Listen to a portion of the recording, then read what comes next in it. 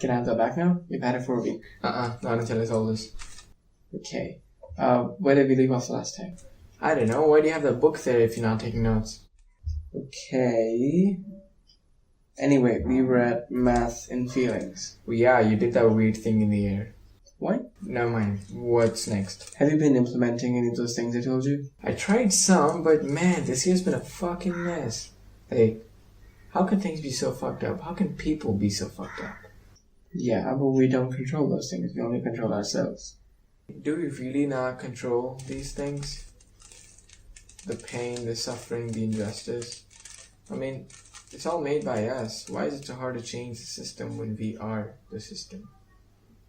Where did this all begin? Because a crowd is dumber than an individual. It's easier to have a discussion to reason with one person than to reason with a crowd. Because messages don't reach the masses. They burn out halfway, leaving behind only interpretations for the rest of them. And we all know you always lose the message in the translation, which results in misinformation and rumors. Yeah, it's easy for me to reason with my friends when it's just us talking than when we're talking in a group. You're more likely to cry at a movie if you're watching it by yourself than when you're watching it with your friends.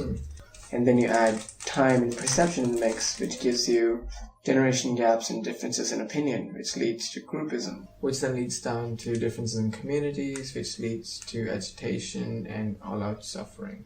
Yeah, you think you're better than them, they think the same thing. Meanwhile, you really are just insignificant little narcissists that need to be woken up. Yeah, no wonder there's so much disconnect. Hell, there's so much difference between me and my mom. I mean, she never gets me, but in her defense, I don't try to get her either, so... Self-aware, that's nice. I'm sure there must be things you would find bizarre about the young culture. Yeah, I'm sure, but looking back, some of the things were so obviously fucked up, and it took so long for the system to catch on and rule things out as valid. I mean, I remember as a kid being called gay was a curse word, and now looking back at it, it feels so obviously wrong. I mean, I know we haven't erased homophobia, but more people are aware about it than ever. And it is a good thing, but at the same time, it's not good enough. I mean, how long has civilization existed? Compare that timeline with this. Yes, but think of it this way. Put aside of these issues and time travel back to, let's say, 200 years ago. When you're born into a culture, bred into certain beliefs, then you connect references from your time right now. Think of things that are very obvious to you in this time and relate that back to 200 years ago. How certain things would be very obvious to you back in that time. Let's say, for example, women not working and should stay indoors. Okay? Can you imagine playing a character that believes in it? A character from the 1800s that believes that women shouldn't work? Okay? Now, imagine that this character of yours is put power to change the world.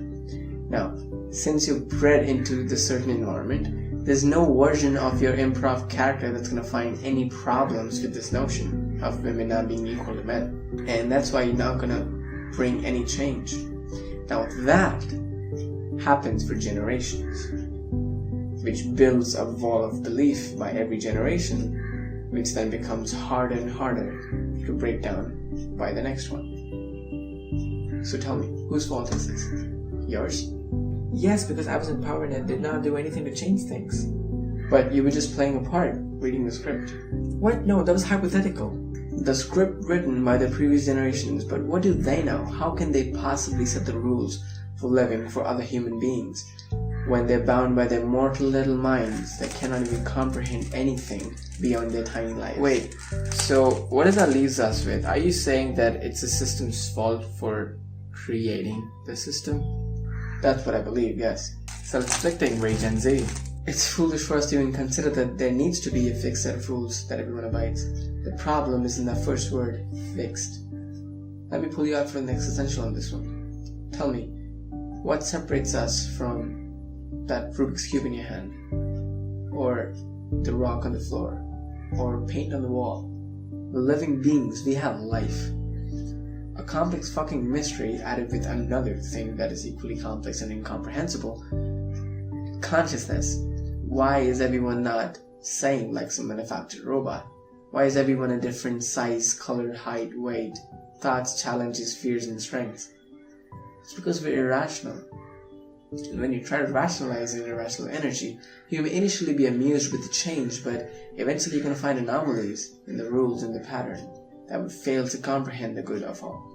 And you're going to learn the fact that you cannot tame the irrational. Okay, so what's the solution?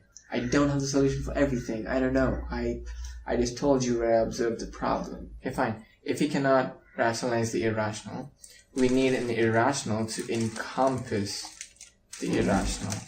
A system that's not fixed, but one that changes with time. Would that work? Yeah, that would seem to work.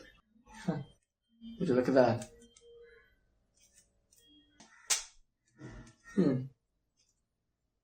Okay, last question. Why do you sound like you're above humanity? Like you're a cosmic being living amongst humans and you're done with their bullshit? I don't believe I'm above anyone. I just know that I'm in no position to draw a line for anyone else but me. That's a great answer, but it contradicts your profession. What profession? Honey, I'm You're- home. Are you talking to someone? Yeah, I'm just